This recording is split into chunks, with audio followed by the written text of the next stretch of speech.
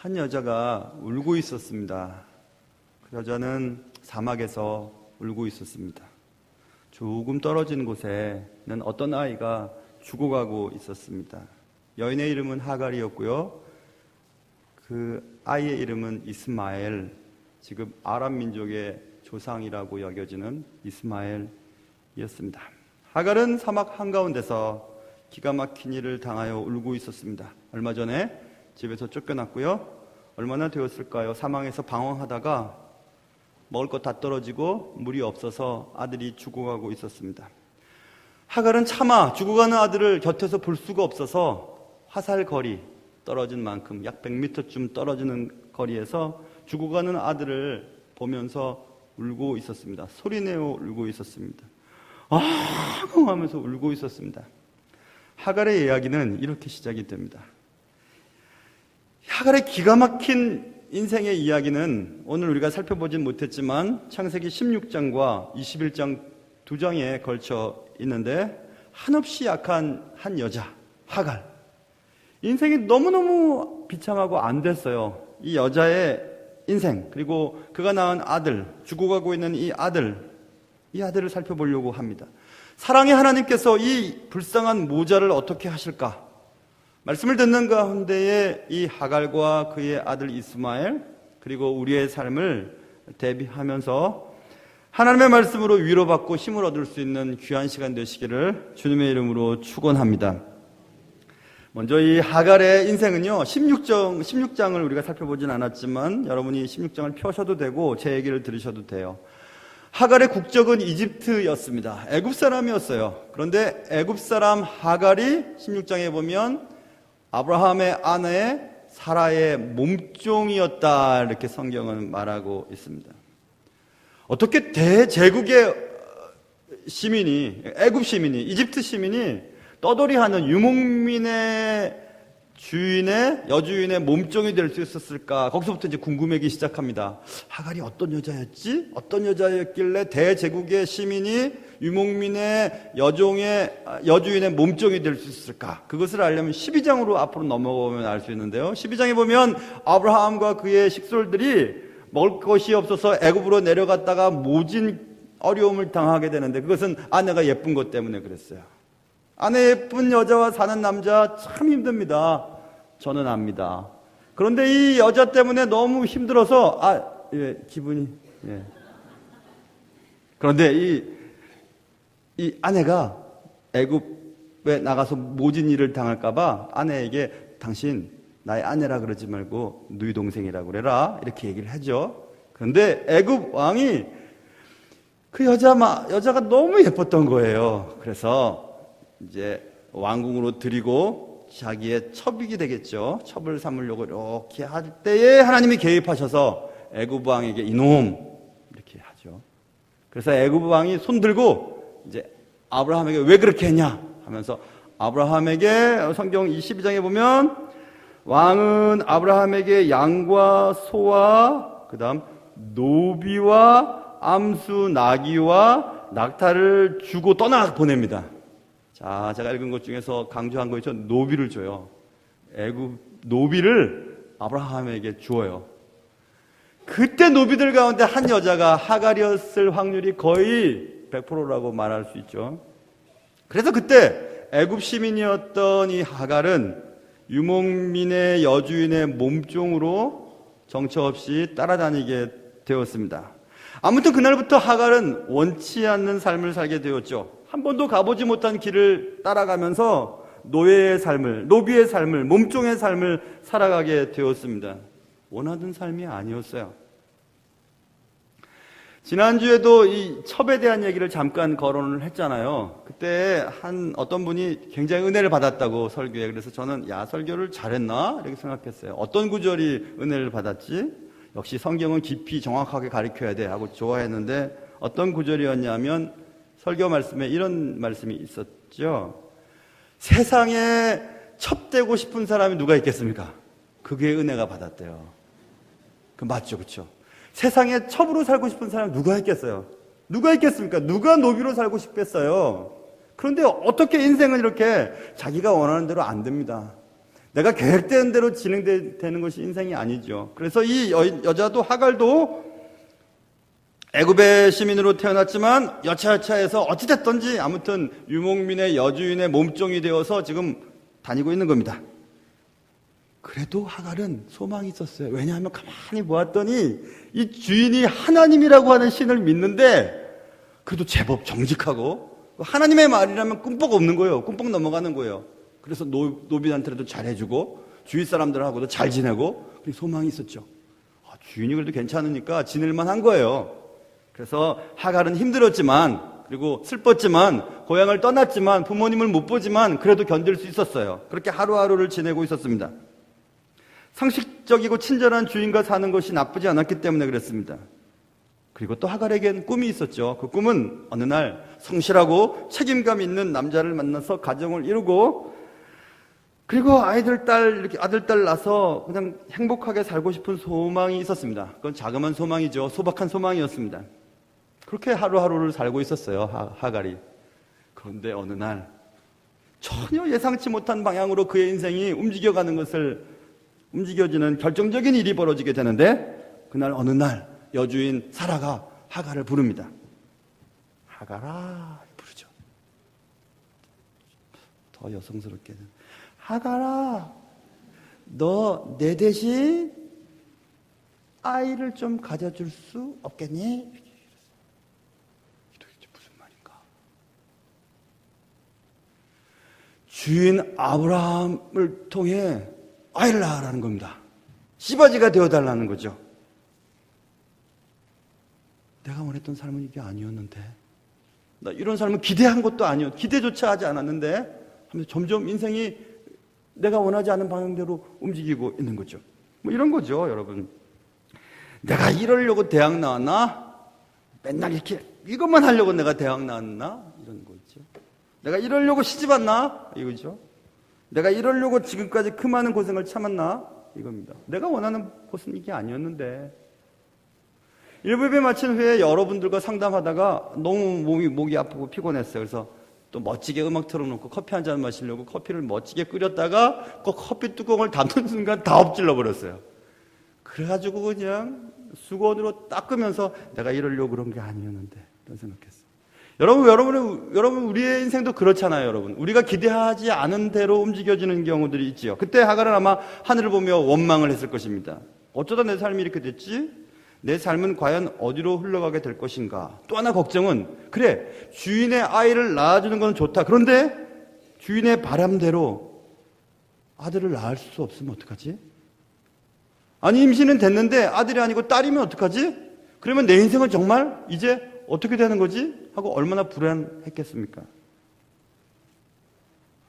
그런데 여러분 16장 6절에 보면 16장으로 보면 드디어 하갈이 임신을 하게 돼요. 온 집안 사람들이 기대했던 아이를 임신하게 되었습니다. 하갈은 원했던 삶은 아니었지만 그래도 자신의 역할을 할 수 있게 되어서 굉장히 기뻤습니다. 만일 아이를 갖지 못했다면 그는 그냥 아브라함의 첩 가운데 하나로 살 수밖에 없는 그런 인생이었을 텐데 참 다행이었습니다. 그런데 더 큰 문제가 생기죠. 16장에 보면요. 임신한 하갈이 예전 같지가 않아서 여주인 사라가 하갈을 학대하는 장면이 나옵니다. 여기서 제가 한번 읽어보면 이런 얘기입니다. 아브라함이 하갈과 동침하였더니 하갈이 임신함에 그가 자기의 임신함을 알고 그의 여주인을 멸시한지라. 저 예전에 이 본문을 읽으면서요. 그리고 지금도 읽고 여러분도 눈으로 보면 그래 이 여자가 이 몸종이 계집이 아이를 가지니까 정실 부인한테 막 대들고 그랬나 보다. 이렇게 생각했었어요. 또 그렇게 생각하는 것이 이 본문의 문맥과 비슷했었습니다. 그런데 가만히 보면 그 뒤에 보면 사라가 하갈을 학대해서 견디지 못해서 도망가는 장면이 나오거든요. 학대라는 단어가 더 커요. 더 심각한 문제입니다. 그래서 저는 이 멸시라는 단어, 임신함을 알고 그의 여주인을 멸시한지라라고 하는 이 단어를 한번 찾아보았어요. 어근이 뭐고 언어의 뜻이 무엇이고 정말 멸시하다, 디스파이즈라고 하는 단어로만 번역이 될 수 있을까라는 생각을 하면서 어학사전을 찾아보았습니다. 거기에는 이런 뜻도 있어요, 여러분. 이 멸시라고 번역된 히브리어 칼랄이라고 하는 단어는 디스파이즈라고 하는 멸시하다라고 하는 단어로도 번역될 수 있지만 트라이플링이라고 하는 게으르다라는 단어로도 번역이 돼요. 자, 그럼 이렇게 해석할 수 있어요. 한 번도 아이를 가져보지 못한 사라는 아이를 가진 하갈이 예전과는 다른 거예요. 갑자기 하품을 꽉 하고요. 밤에 막 우동탕탕 소리가 나서 가만히 보니까 부엌에서 막 뒤져서 뭘 먹고 있고요. 뭘 시켜도 빨리빨리 못하는 거예요. 그렇잖아요, 여러분. 입덧을 막 하고. 그러니 사라가 볼 때 하갈은 매우 게을러 보이죠. 예전 같지 않아요. 거드름 피우는 것으로 볼 수 있어요. 충분히 그렇게 볼 수가 있어요. 그래서 이 본문을 이렇게 해석할 수도 있겠죠. 번역할 수도 있겠죠. 그가 자기의 임신함을 알고 그의 여주인 앞에서 게으름을 피우더라 이렇게 할 수도 있어요. 자, 게을렀어요. 그런데 지금 사라는 하갈이 임신하고 빨리빨리 움직이지도 않고 거드름 피우고 게으름 피우고 하품 막 하고 아무 때나 막 주워 먹고 하니까 못 보는 거죠. 그래서 사라는 하갈을 또 학대해요. 학대했다는 단어가 쓰여있습니다. 학대는 말 그대로 학대하는 것입니다. 못 견디게 만드는 거죠. 이런 정황들을 볼 때 사라보다는 하갈이 더 많은 괴로움을 받았다는 사실은 명확하죠. 아무튼 하갈은 견딜 수가 없었어요. 원하는 아이는 가졌지만 견딜 수가 없습니다. 견딜 수 없으면 어떻게 돼요? 도망가야 되잖아요. 그 집에서 도망 나온 겁니다. 아무것도 갖고 나오지는 못했어요. 그냥 임신한 여자 몸이 아무도 날 좀 찾지 않았으면 좋겠다 하고 사막으로 도망가 버린 겁니다. 얼마나 괴로웠으면 그랬을까요, 여러분? 정말 견딜 수 없으면 아무것도 생각나지 않아요. 뭐 아무것도 신경 쓰고 싶지도 않아요. 그냥 도망가는 겁니다. 아무도 날 찾지 않는 곳으로. 그래서 도망간 거예요. 그래서 사막으로 도망갔습니다.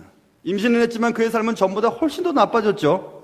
입덧하는 것도 마음대로 할 수 없었고요. 먹고 싶은 것도 먹고 싶다고 마음 놓고 얘기할 수도 없었고, 그렇다고 애 아버지가 될 주인 아브라함이 자신을 보호해 줄 것 같지도 않았습니다. 기대할 수도 없었어요. 왜냐하면 아브라함 곁에는 사라가 있었기 때문에 그렇죠. 아무것도 할 수가 없었어요. 하갈은 임신한 몸을 이끌고 예전처럼 부지런히 일해 보았지만 주인의 눈에 들지를 않았던 것입니다. 그래서 하갈은 더 이상 견딜 수가 없었어요. 이대로 있다가는 정말 미쳐버릴 것 같았습니다. 그래서 하갈은 어느 날 아무 대책도 없이 그냥 몸만 뛰어나온 거예요. 마음 되게 아팠어요. 임신한 몸을 이끌고 사막으로 들어간 하갈, 그의 삶이 어떻게 될 수 있을까? 젊은 사람도 견디기 힘든 사막 생활에서 하루라도 버틸 수 있을까? 임신한 여인이 얼마나 견디기 힘들었으면 무작정 집을 나와야만 했을까? 그때 하갈에게 하나님이 찾아오시거든요. 그게 16장에 나와 있는데 하나님은 사자를 보내어서 하갈에게 이렇게 말씀하십니다. 너무너무 놀라운 얘기예요. 하갈에게 네 여주인에게로 돌아가서 그 수하에 복종하라. 이 말을 들었을 때 하갈이 얼마나 가슴을 쳤겠습니까? 얼마나 화가 났겠습니까? 말도 안 됩니다. 지금 저가 돌아가면 아마 맞아 죽을지도 몰라요. 사라가 가만히 있겠습니까? 역시 하나님은 주인들의 하나님이시군요. 내 사정이 어떤지, 내가 얼마나 힘든지, 내가 얼마나 죽겠는지 관심도 없으시고 당신은 오직 주인의 하나님이시군요. 가진 자의 하나님, 강자의 하나님, 갑의 하나님, 그런 하나님이시군요 라고 원망하면서 대들었을 것 같은데 하나님께서 내 주인에게로 돌아가라, 그 수하에 복종하라 라는 말씀하시고 바로 이어서 또 다른 말씀을 하세요. 그 말씀은 이겁니다. 여호와의 사자가 또 그에게 이르시되 내가 내 씨를 크게 번성하여 그 수가 많아 셀 수 없게 하리라. 네가 아들을 낳으리니 이스마엘이라 하라. 들나귀같이 되겠고 모든 사람을 치겠고 모든 형제와 대항해서 살리라. 이 말씀을 하셨어요.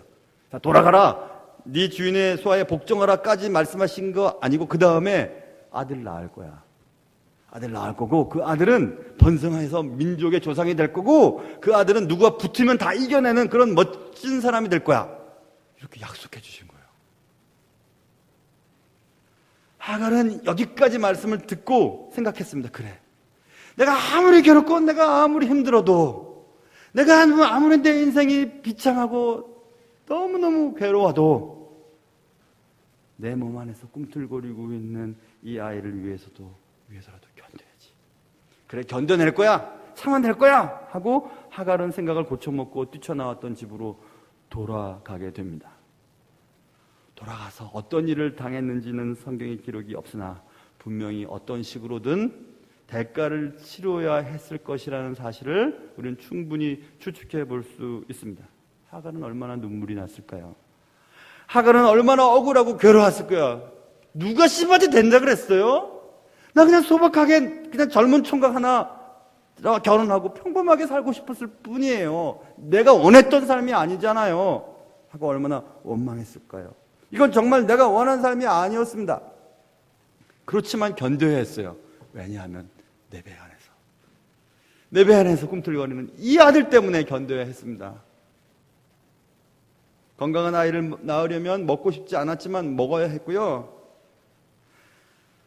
힘에 부쳤지만 참고 일을 해야만 했습니다. 그게 하갈이었어요.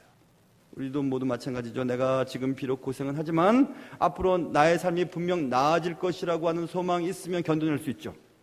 자식이 잘 되는 일이라면 나는 무엇이든지 할 수 있다라는 것이 부모님 마음 아니겠습니까?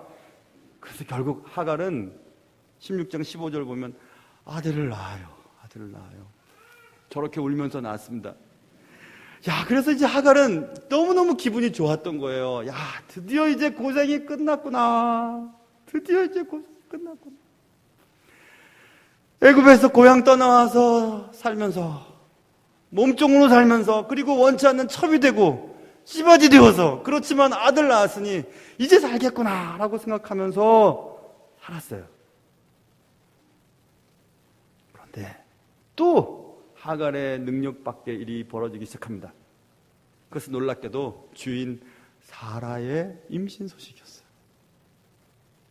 모두가 즐거워야 할 사라의 임신이 하갈에게는 아픔이 되고 두려움이 되었습니다. 과연 어떤 일이 벌어졌죠? 그것은 오늘 본문 말씀이에요. 21장에. 자, 보세요. 아브라함의 아내 사레는 출산하지 못하였고 그에게 한 여종이 있으니, 16장이고요. 21장에 보면 아이가 자라매, 21장 8절 오늘 본문, 아이가 자라매 젖을 떼고 이삭이 젖을 떼는 날에 아브라함이 큰 자치를 베풀었더라. 아이를 낳았어요. 아이를 낳아서 젖을 뗐어요. 젖을 뗐으니까 몇 년이 흘렀겠죠. 젖을 떼고 잔치를 베풀었어요. 되게 좋은 날이죠. 이것은 이런 것입니다. 여러분, 예전에 우리 어르신들은 출생연도와 그 다음에 호적연도가 달랐어요. 호적연도가 대부분 뒤에요. 왜 그러냐 보면 예전에 막 낳으면 죽고 또 죽고 뭐 이런 일들이 많아가지고, 예전에 저희 어머님 얘기 들어보니까 낳아놓고 좀 두고 본답니다. 두고 봐서 뭐 열병에 걸리고 더 통과한 다음에 이제 100일이 지나고 또 돌이 지나고 이렇게 되면 이제 얘는 이제 재구실하겠구나, 살아나겠구나 하고 이제 뭐 호적 등록을 했다, 뭐 이런 얘기를 제가 들은 적이 있어요. 꼭 이런 거예요. 자, 그런데 아브라함이 젖을 뗀 아들, 큰 잔치를 벌였을 때 문제가 일어나는데, 그 문제는 이미 세월이 흘러 14년 14살 된 하갈의 아들 이스마엘이 지금 젖을 뗀 배다른 동생 이삭을 괴롭히는, 장난치는 장면을 사라가 보고 화가 난 거예요. 화가 났어요. 화가 나고 이제 아브라함에게 얘기합니다. 오늘 본문 10절에 그가 아브라함에게 이르되 이 여종과 그 아들을 내쫓으라. 이 종의 아들은 내 아들 이삭과 함께 기업을 얻지 못해. 이게 딱 나오는 거예요. 무슨 말이냐면 그동안은 이 아이를 낳았지만 이 아이가 정말 살아갈 수 있을까, 장성할 수 있을까, 건강하게 지나갈 수 있을까 하다가 젖을 뗐을 때 이제 살아나겠구나 하는 그때에 사라는 생각이 탁 나는 거죠. 이 아이는 이제 살고 내 정확한 내 후손인데 저 이스마엘에게 재산을 물려줄 수 없다. 기업, 유산을 물려줄 수 없어. 쫓아내세요! 막 얘기하는 거예요. 이제 안심이 됐으니까, 이제 이 아이가 살아갈 수 있으니까, 괜찮으니까, 씨바지 되어서 낳은 아들, 이스마엘은 쫓아내버리겠다는 얘기죠. 그래서 하갈이 쫓겨납니다. 14년 전에는 못 살게 해서 도망쳤는데, 그래도 이 아들 때문에 14년 꾹꾹 참고 살았는데, 이제는 쫓겨나는 거예요. 떡덩이 하나 어깨 짊어지고 물덩이 하나 어깨 짊어지고 쫓아내버리는 것입니다. 여러분, 이렇게 억울한 일이 어디 있어요? 이렇게 억울한 일이 어디 있습니까? 언제는 자식 낳아달라고 얘기했던 저 사람들이 이제 자기 자식 낳았다고 나를 쫓아내다니, 내가 왜 이런 대우를 받아야 하는 거지? 왜 니들이 내 삶을 이래라 저래라 하는 거야? 라고 생각을 안 했겠습니까, 하갈이? 이거 정말 내가 원하는 삶이 아니었는데, 내가 뭐 대단한 걸 원했나? 그냥 소박하게 결혼해서 아들, 딸 낳아서 그냥 사는 거 그것뿐이었는데, 뭐가 그게 대단하다고 이것조차 되지 않는 걸까 하고 얼마나 괴로웠겠어요. 그리고 그런 생각 안 했겠습니까? 하나님을 믿는다고 하는 저 사람들이 도대체 저런 말과 행동을 할 수 있다는 것은 도대체 뭐지? 그래, 저 사람들이 믿는 하나님은 올바른 신이 아닐 거야. 적어도 가진 자의 하나님일 거야.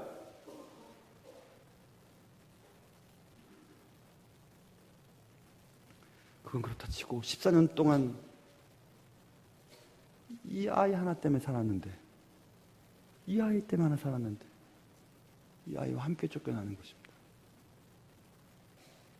하갈은 아무리 생각해도 이해가 안 갔어요. 14년 전에 사막에서 내가 집을 도망쳐 나와 헤맬 때 찾아오셔서 내게 말씀하신 하나님, 내게 아들 낳을 거야. 오케이, 낳았어요. 이 아들을 통해 큰 민족을 이루게 할 거야. 아무도 대항하지 못하는 대단한 멋진 남자가 될 거야. 그 약속은 어떻게 된 거지?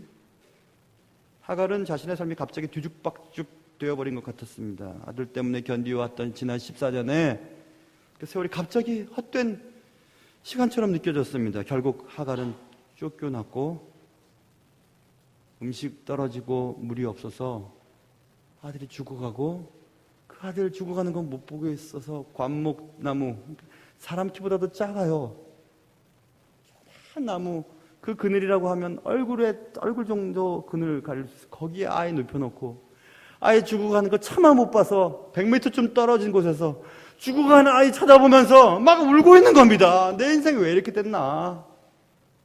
내 인생이 왜 이렇게 됐나? 하면서 울고 있어요. 어디로 가야 되지? 어떻게 살아야 되지? 모든 것이 끝이 난 것 같았습니다. 물 떨어졌고요. 아이는 굶주림과 탈수로 사경을 헤매고 있고요.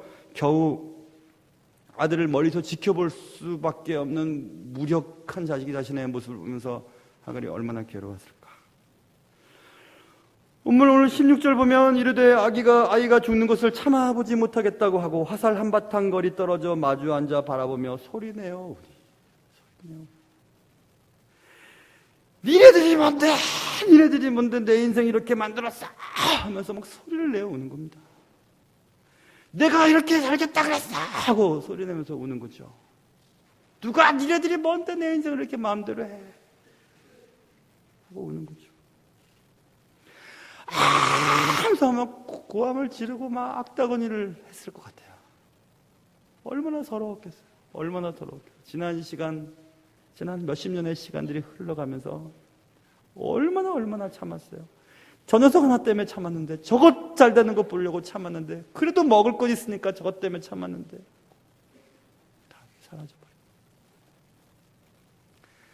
이 본문을 읽으면서 여러분, 저는 예전에 팝송 좋아하시는 분들은 아바라고 하는 그룹이 있었잖아요.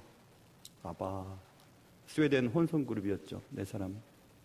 80년대에 슈퍼트루퍼라고 하는 앨범의 두 번째 트랙에 보면 The Winner Takes It All이라고 하는 노래 있어요. 아시는 분은 여러분들 나 안다고 이렇게 막 이렇게 유식하다거나 이렇게 안다고 얘기하셔. 맞아요, 그 노래. 그 노래 보면요, The Winner Takes It All이라고 하는 이런 거예요. 뭐 가사를 다 설명할 수 없지만 강자라고 하는 것은, 승자라고 하는 것은 모든 것을 다 취한다는 거죠. 그 뒤 The loser has to fall이라고. 그럼 진 사람은, 패자는 모든 것을 다 잃어버리고 사라져버리는. 근데 그 가사가 딱 떠올랐어요. 그렇죠. 세상 그렇잖아요. 이긴 사람만, 승자만 모든 것을 갖고요. 강한 자만 살아나고요. 잘 사는 사람만 떵떵거리고요. 많이 배운 사람만 인정받고요. 그러면 안 되잖아요. 근데 그렇잖아요. 교회 와도 뭐 돈 많은 사람, 많이 배운 사람, 차 좋은 거 타고 다니는 사람, 뭐 높은 지위에 있는 사람만 대우받는 그런 현상들이 없지 않아 있잖아요. 그럴 때 우리는 생각합니다. 그래, 교회도 그래. 잘 사는 사람들의 교회지 뭐. 나 같은 거 오면 누가 환영이나 해주나? 그런 교회 잘못된 교회입니다.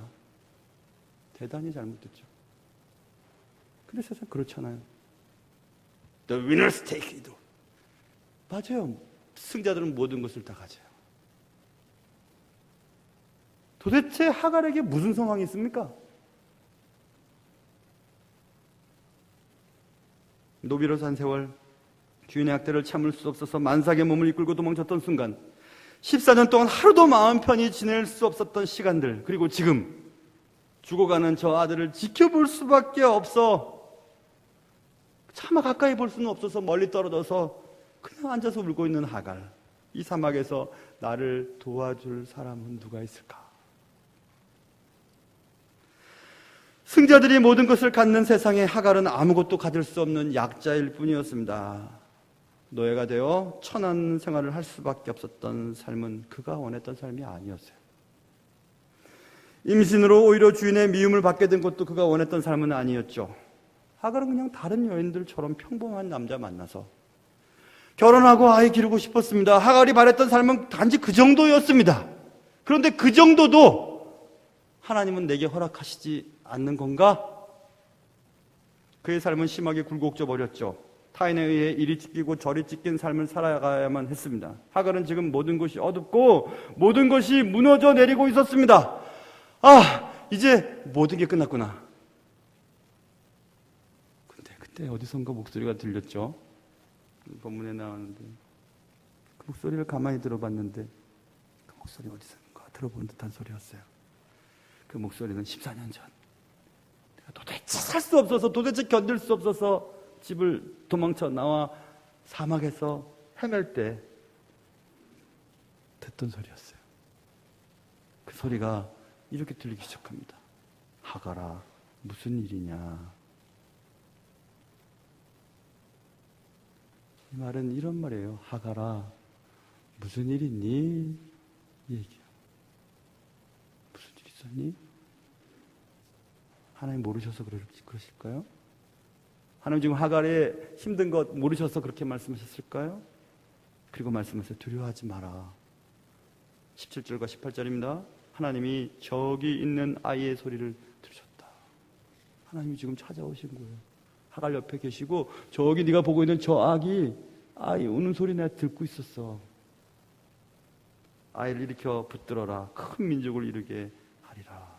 이렇게 말씀하시고 20절로 넘어가 보면 하나님이 그 아이와 함께 계심에 그가 장성하여 광야에서 거주하며 활 쏘는 자가 되었더라.